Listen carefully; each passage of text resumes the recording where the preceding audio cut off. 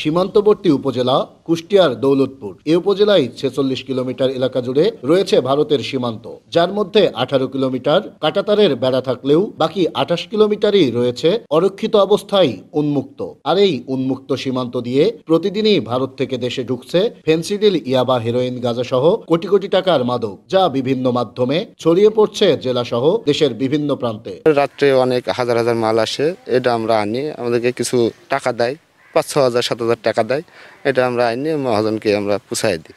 রাত্রেবেলায় আইনি, এটা আইনি আমাদেরকে কিছু টাকা দেয়, এটাই। এটা আমরা ২-৩০০ আছি, এরকম ২-৩০০ আমরা ছেলেপিলে আছি, এগুলো আমরা কাজ করি।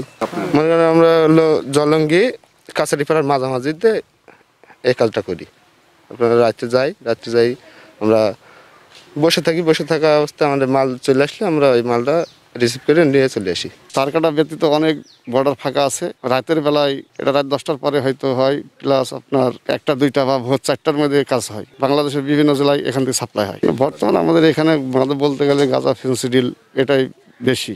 ভারত থেকে দৌলতপুর সীমান্ত দিয়ে প্রতিদিনই দেশে ঢুকছে কোটি কোটি টাকার মাদক, যার সামান্য কিছু অংশ প্রশাসনের হাতে ধরা পড়লেও বেশিরভাগই ছড়িয়ে পড়ছে দেশের বিভিন্ন প্রান্তে।